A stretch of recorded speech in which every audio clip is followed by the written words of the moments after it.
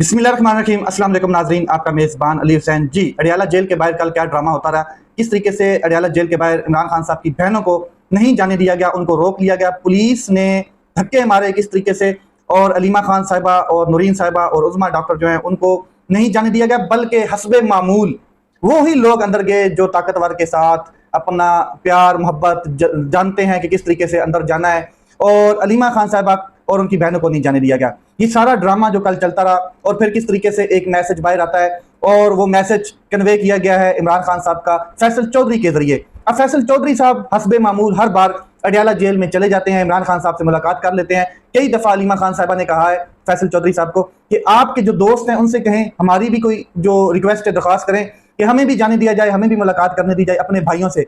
तो इसके ऊपर सारी मैं आगे डिटेल आपको बताता हूँ कि अलीमा खान साहिबा ने कितना सख्त रद्द-ए-अमल दिया है फैसल चौधरी के हवाले से। फैसल चौधरी साहब जो मैसेज लेके आए वो कितना पॉपुलर मैसेज था, कितना ठीक मैसेज था, और दो जो प्रोफेशनल एडवोकेट हैं जो इमरान खान साहब के साथ जाके मिले, उनकी लीगल टीम का हिस्सा हैं, जो जो केसेस देख रहे हैं, उन्होंने अलीमा खान साहिबा को आकर क्या इमरान खान साहब के हवाले से बताया। ये सारी चीजें आगे डिटेल में मैं आपके सामने रखने जा रहा हूं, लेकिन यहां पर सबसे अहम तरीन चीज जो है वो ये कि इमरान खान साहब ने अपने ट्विटर के ऊपर एक मैसेज अपलोड किया है, एक ट्वीट किया गया इमरान खान साहब के ट्विटर से, और वो मैसेज है मोदी साहब को, पूरी दुनिया को, और पाकिस्तान में ताकतवर, पाकिस्तान में जितनी अर्दली हुकूमत है उसको पर खच्चे उड़ा के रख दिए हैं। ये वो शेर है जिसका नाम है कैदी 804 इमरान खान, और अडयाला जेल में इस शेर को बंद किया गया है, और मोदी साहब को इसके अलावा कोई जवाब नहीं दे सका। ना नवाज शरीफ साहब अपने अल्फाज से कुछ कह सके, ना ट्वीट कर सके, ना प्रेस कॉन्फ्रेंस कर सके, ना शहबाज शरीफ साहब, ना जरदारी, क्योंकि इनके मफादात हैं इंडिया के साथ, इनके ताल्लुकात हैं इंडिया के साथ, इनके कारोबार हैं इंडिया के साथ। मगर इमरान खान का कुछ नहीं है इंडिया के साथ, सिवाय इमरान खान की हर चीज पाकिस्तान में है, इमरान खान साहब का जीना मरना पाकिस्तान में है। तो इमरान खान साहब कहते हैं कि मेरा सब कुछ पाकिस्तान में है, और मैं अपने पाकिस्तानियों के लिए जो कुछ करना चाहता हूं करूंगा।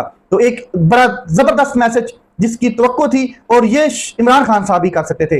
पूरी दुनिया में रीड किया गया इमरान खान साहब का जो ट्वीट है, तकरीबन 2.7 मिलियन लोग देख चुके हैं, और कमोबेश 53 से प्लस जो है लाइक, और फिर रीट्वीट किए गए 5-6 हज़ार, और इसी तरह फिर लाइक्स हैं। ये सारी चीजें देखी गई हैं, और इमरान खान साहब का जो मैसेज है, अब उसके ऊपर चलता हूं। एज इट एज इंग्लिश में इमरान खान साहब ने ट्वीट किया है, मैं इसको ट्रांसलेट करूंगा आपके सामने, और बताऊंगा कि इमरान खान साहब ने किस तरीके से अर्दली हुकूमत, ताकतवर मोदी सरकार के पड़खच्चे उड़ाए हैं। सुने जनाब, पहलगाम वाकया से शुरू करते हैं। पहलगाम वाकये में इंसानी जानों का ज़िया इंतहाई परेशान कुन और अलमनाक है। मैं मुतासरीन और इनके अहले खाना से अपनी गहरी ताज़ियत का इजहार करता हूँ। यहाँ से इमरान खान साहब ने स्टार्ट लिया, फिर इमरान खान साहब ने कहा जब फॉल्स फ्लैग पुलवामा ऑपरेशन का वाकया हुआ तो हमने भारत को हर तरह के तावन की पेशकश की, यानी कि फॉल्स फ्लैग ऑपरेशन था, इनका अपना ही बनाया गया वो सारा ड्रामा था, रचाया गया सारा ड्रामा था, बिल्कुल क्लियर मैसेज। लेकिन भारत कोई ठोस सबूत पेश करने में नाकाम रहा, जैसा कि मैंने 2019 में पेशन गोई की थी। पहलगाम वाकया के बाद दोबारा वही हो रहा है, बिल्कुल इसमें कोई शक नहीं है। मोदी सरकार खुद शनासाई और तहकीकात की बजाय इल्जाम एक बार फिर पाकिस्तान पर डाल रही है। फिर इमरान खान साहब ने कहा कि बिलियन आबादी जो है 1.5 बिलियन आबादी का मुल्क होने के नाते हिंदुस्तान को पहले से ही न्यूक्लियर फ्लैश पॉइंट के नाम से मशहूर खिता के साथ गड़बड़ करने की बजाय जिम्मेदारी से काम की जरूरत है, क्योंकि ये न्यूक्लियर फ्लैश खिता है, और यहाँ पर अगर इस तरह की गैर जिम्मेदाराना बातें की जाएंगी और एक्ट किया जाएगा तो इसके जो असरात हैं बियॉन्ड दी बॉर्डर जाएंगे, बिल्कुल पूरी दुनिया में इसके असरात जाएंगे। अगर जो न्यूक्लियर पावर्स हैं वो आपने सामने आती हैं, तो फिर इमरान खान साहब ने कहा है कि अमन हमारी जो तरजीह है, इसको कमजोरी ना समझा जाए, इसको बजदुल्ली ना समझा जाए। पाकिस्तान के पास किसी भी भारतीय मुहिम जोई का भरपूर जवाब है, और तमाम सलाहियतें मौजूद हैं, जैसा कि मेरी हुकूमत ने पूरी कौम की हमायत से 2019 में जवाब दिया था। याद होगा 2019 जो इनके त्यारे गिराए गए थे। फिर इमरान खान साहब ने आगे जवाब दिया कि मैंने हमेशा कश्मीरियों के हक खुदरायत की अहमियत पर जोर दिया है, जिसकी जमानत अक़वाम मुत्तहिदा की करारदादों में दी गई है। फिर इमरान खान साहब ने कहा कि मैं इस हकीकत को भी उजागर करता हूं और करता रहूंगा कि जो RSS है, इसके नजरिए की क्यादत में हिंदुस्तान ना सिर्फ खिते के लिए बल्कि इससे आगे भी एक संगीन खतरा हो सकता है, और वो पूरी दुनिया के लिए हो सकता है। आर्टिकल 370 की गैर कानूनी मनसूखी के बाद कश्मीर में भारतीय जबर तशद्दुद ने कश्मीरी अवाम की आज़ादी की ख्वाहिश को मजीद हवा दी। आगे चलते हैं। अफसोस की बात है कि जाली फार्म 47 के नताइज के जरिए मुसल्लत की गई एक नाजायज हुकूमत ने कौम को तकसीम कर दिया, बिल्कुल इसमें कोई शक नहीं। और फिर भी सितम ज़रीफ़ी ये है कि नरेंद्र मोदी की जारहियत ने पाकिस्तानी अवाम को भारतीय दुश्मन के खिलाफ एक आवाज़ में मुत्तहिद कर दिया, जबकि हम इस जाली हुकूमत को मुस्तरद करते हैं, बिल्कुल नहीं मानते। हम एक पाकिस्तानी कौम के तौर पर मजबूती से खड़े हैं और मोदी की जंग को हवा देने और इलाकाई अमन को खतरे में डालने वाले इसके खतरनाक अज़ाइम की शदीद मजम्मत करते हैं। इमरान खान साहब ने कैटेगोरिकल चीज़ें की हैं और साथ में कहा है कि ये कहने की जरूरत नहीं है कि बैरूनी दुश्मन के खिलाफ जंग जीतने के लिए सबसे पहले कौम मुत्तहिद होना होगी। यही बात है कि अगर कौम मुत्तहिद होती है तो फिर जो बैरूनी ताकतें हैं वो पाकिस्तान का कुछ नहीं बिगाड़ सकती हैं, भले ही जितने मर्जी ब्लंडर करते रहें और धमकियां देते रहें। अब वक्त आ गया है कि इन तमाम कार्रवाइयों को रोका जाए जो कौम को मजीद पोलराइज कर रहे हैं। इस नाजुक वक्त में सियासी शिकार पर रियासत की जरूरत से ज्यादा तवज्जो अंदरूनी तकसीम को गहरा कर रही है और बैरूनी खतरात का मुकाबला करने की कौम की इज्तिमाई जो एक सलाहियत है उसको नुकसान पहुंचा रही है। ये जो अंदर के मामलात हैं, जिस तरीके से कौम को तोड़ा जा रहा है। और नवाज शरीफ और जरदारी के बारे में तो इमरान खान साहब ने कहा कि नवाज शरीफ और आसद जरदारी जैसी खुद गर्ज शख्सियात से किसी मजबूत मौकफ की तवक्को रखना बेहुदा है। वो भारत के खिलाफ कभी नहीं बोलेंगे क्योंकि इनकी गैर कानूनी दौलत और कारोबारी मफादात बैरून मुल्क हैं।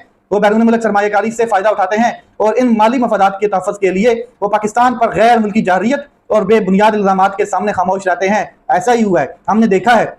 इनका खौफ बहुत ज्यादा है और बिल्कुल सादा सी बात है कि अगर वो सच बोलने की हिम्मत करें तो भारतीय लॉबी इनके ऑफशोर असासे मुंजमद कर देगी। अब चलते हैं अलीमा खान साहिबा। अलीमा खान साहिबा ने क्या कहा है जी?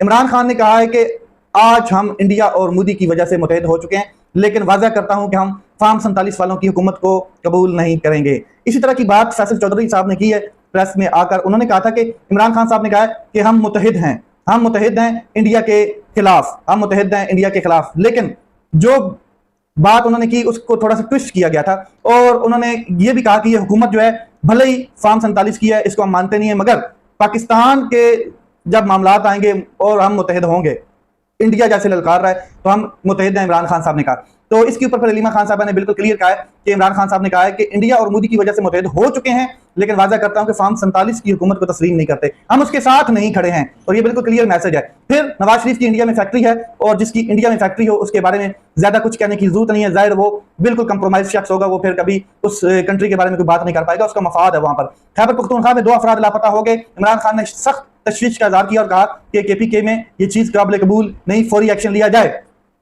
इमरान खान साहब के पास ये खबरें अखबार के जरिए जाती हैं, छोटी मोटी खबरें जो उनके पास अखबार जाता है, तो उससे जितनी इमरान खान साहब के पास खबर पहुंचती है उसके ऊपर फौरन इमरान खान साहब अपना मैसेज देते हैं। जैसे ही वो कला उनसे मिलते हैं तो उनको मिलने के बाद अपनी सेहत या वो चीज़ नहीं बताते कि मुझे क्या चाहिए, मुझे क्या नहीं चाहिए, मेरे पास किस चीज़ की कमी है या मेरे लिए ये कोई रिक्वेस्ट नहीं करते। वो कहते हैं कि मेरा पैगाम नोट करें पाकिस्तानियों के लिए, कौम के लिए। इमरान खान ने कहा कि वकला 26वीं आईनी तरमीम पर खामोश क्यों हैं, क्यों नहीं आवाज उठा रहे। इमरान खान साहब ने कहा कि बहनों की मुलाकात ना होने पर इमरान खान ने वकला से पूछा कि क्या वकला तौहीन अदालत में गए हैं या नहीं, जिस पर वकला ने बताया कि तौहीन अदालत की दरखास्तें दायर कर दी गई हैं, मगर वो लगे मुकर्रर हो, उनके ऊपर कोई एक्शन हो, कोई फैसला हो, माने कोई, तब बात चलती आगे।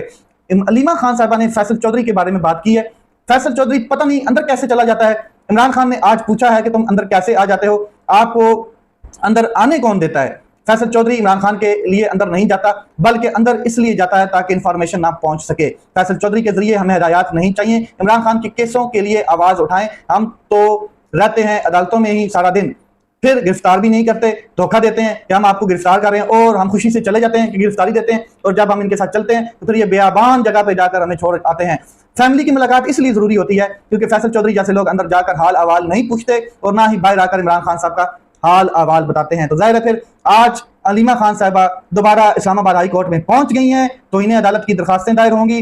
और जनाब सरफराज डोगर साहब ने जिस तरीके से इमरान खान साहब के हवाले से कहा कि अलीमा खान साहिबा को मिलने दिया जाए, उनकी फैमिली को मिलना दिया जाए, तो फिर आज अलीमा खान साहिबा दोबारा जाके पूछेंगी सरफराज डोगर साहब से कि जनाब आपके जो ऑर्डर्स थे उसको सबूत के नीचे रौंद दिया गया। तो जनाब वहां पर भी अलीमा खान साहब ने गुफ्तगू की। उन्होंने कहा कि कानून की हुक्मरानी के लिए खड़ा होना होगा, इसी में मुल्क की बचत है। आज देखते हैं क्या होता है, किस तरीके से। और विंस्टन चर्चिल जो है उनके हवाले से भी बात की कि जब जो जंग अजीम दोम है वो हो रही थी, तो वर्ल्ड वार 2 की बात है, तो फिर पूछा गया विंस्टन चर्चिल से कि क्या हम जंग जीत जाएंगे, तो उन्होंने कहा कि अगर हमारी अदालतें इंसाफ दे रही हैं तो फिर हम जंग जीत जाएंगे। तो इस्लामाबाद हाई कोर्ट में वो पहुंची हैं और उन्होंने कहा कि चौधरी जो है फैसल चौधरी साहब ये हिट और मिस करता है। इमरान खान ने कहा है कि हम फार्म 47 हुकूमत को नहीं तस्लीम करते, हम इसके साथ नहीं खड़े हैं, लेकिन फैसल चौधरी ने ये बताना मुनासिब नहीं समझा और भूल गया।